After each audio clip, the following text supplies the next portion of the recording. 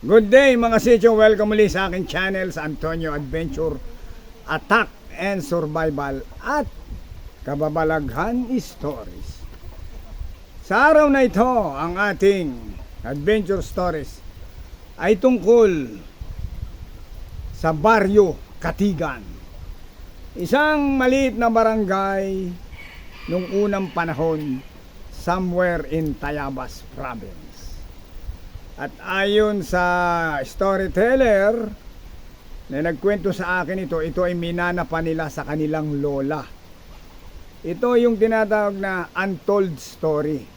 Na-i-picture ko na dati ang kwento ng Baryo Katigan. Pero ayon sa kanila, meron pang karagdagang kwento. Kaya samahan nyo na ako ngayon sa ating adventure kababalaghan stories. At tayo ay umatak na.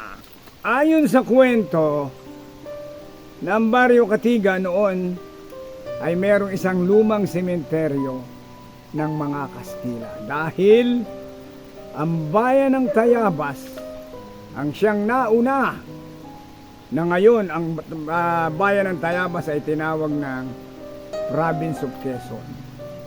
Noon unang panahon kasi Province of Tayabas. So maraming tulay ang itinayo doon para tuloy-tuloy ang pag-unlad ng mga bayan-bayan unang panahon. Merong Puente di Malagunlong, Puente di Gibanga, meron ding puente sa may Alitao, at meron pang mga isang lumang tulay din na hindi pwedeng daanan ng truck dahil luman-luma na, so mga light vehicle. Pero hindi yan ang ating pag-uusapan. Isinight ko lang sa inyo yung mga lumang tulay na kahit ngayon ay pumunta kayo ay makikita nyo pa ang mga Spanish bridge na ito, tulay na itinayo nung panahon ng pananakop ng mga Kastila. Pero ang ating pag-uusapan ay tungkol sa lumang sementeryo ng mga Kastila sa Baryo Katigan. At ayon nga sa kwento, itong lugar na ito nung unang panahon, dahil baryo pa nga, ang mga bahay hiwa-hiwalay, bahay sa kubo, merong isang pedy road ron na dire-diretso papunta dun sa libingan. Ang sementeryong ito sa Baryo Katigan, isang prominente. Sabihin, mga mayayamang namatay na mga Kastila lamang ang nililibing sa lugar na yun. At ayon nga sa kwento, sinasakay sa karuwahe ang patay papunta sa sementeryo, doon sa lumang sementeryo ng Baryo Katigan. So, in short, mga elite lang. Sabihin, mga don, mga donya, mga talagang mayayamang Kastila ang nililibing. So, pagka mayaman, ang nilibing doon sa Baryo Katigan, nakasakay nga sa karuwahe. Hindi sila isinasakay sa kariton. Basta magandang karuwahe na may hilang kabayo sa ilo. Ang mga tao, nakabelo, walang nag-iimikan dahil unang panahon, mga sinaunang tao, ganun talaga. Hindi sila nag-iimikan, may umiiyak lang habang papunta sa sementeryo. Pero, kung ang mamamatay naman doon, nung unang panahon na yun mga mahihirap na tao lang, mga Indio, yung mga aliping sa gigilid, mga muchacho, mga muchacha, mga ganyan, ay inuusong lang ng mga tao kasi nga mahirap, hindi kayang bumayad sa karuwahe. Dahil nga mayayaman yung namamatay doon noong unang panahon at exclusive na sementeryo para sa Kastila, inililiming din doon yung mga Pinoy, yung mga Indio, kung tawagin ng mga sila. Meron siguro dong isang side na para sa mahihirap na taong namatay lamang.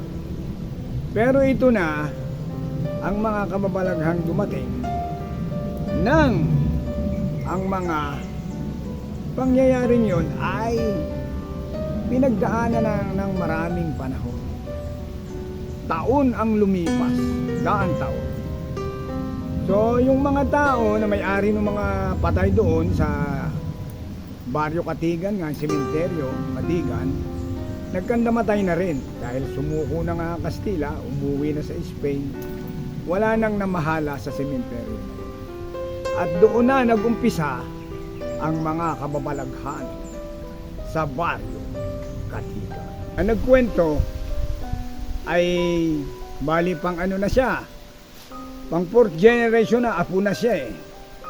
Yung lola nila na great grandma, tapos grandma, tapos nanay niya, bago yun na nga yung storyteller, yung pinakang apo. Ay may third eye kasi yung kanilang pamilya. So nakakakita sila ng mga bagay, kababalaghan o anumang bagay na hindi nakikita ng isang ordinaryong tao lang. Gifted sila sa third eye. Pero sila ay nangangatakot. At ayon nga sa kwento, tuwi daw, maliwanag ang buwan, doon sa Baryo Katigan, may pede road kasi doon eh. Meron silang nakikita ng mga taong naglalakad. Papunta diretso doon sa sementeryo. Yung sementeryo na yun ay dead end na at wala na ring naglilibing dahil abandon na. Pero ang pinagtataka ng mga taong yun na nakatira doon, bakit may mga dumadaan pa rin, lalo na sa gabi. May nararamdaman sila na lumalangit-ngit na gulong ng karwahe, tapos yung ng kabayo, yabag ng kabayo, narinig nila yun. At mga naglalakad na tao. Pero ang mga tao, puro nakaitim ang damit at lahat ay nakatungo. At walang nag-uusap. At ayon nga doon sa nagkwento, yung lola niya, dahil maliit na baryo pa yung Baryo Katigan noong unang panahon, oras na kumagat na ang dilim, ang mga tao ay hindi na lumalabas ang bahay. Ang mga bata hindi na pinapayagang lumabas para maglaro doon sa pede road. Kagat na ang dilim eh.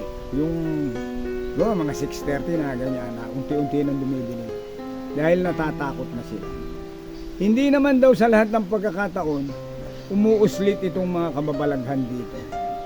Pero kapag daw yung mga panahon ng tag-ulan, maghapong umaambon, tapos biglang magkakaroon ng sikat ng buwan, tapos full moon pa, yan. Merong pagkakataon na may hindi nakatiis, sinilip kung ano yung kababalaghang nararamdaman nila. Dahil yung unang panahon nga naman, ang kanilang ilaw sa mga bahay, either gasera o yung tingkoy, yung langis ng nyog na nilagyan ng mitya, nakalagay sa isang parang bao o isang lalagyan, yun ang pinakang ilaw nila. So patay na yung ilaw nila, sinilip nila. May nakakita raw naman, naglilibing din, pero puro nakaputi naman daw. Pero hindi mo makikita ang mga mukha dahil puro nakabelo. Tapos ang babagal nilang lumakad, kita nila may bata, may matanda. Pero yun ay nangyayari lang tuwing gabi.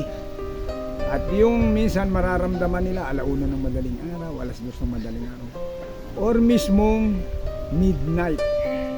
At may pagkakataon daw na umaalulong ang mga aso na hindi mo mawari na parang tumatanggol.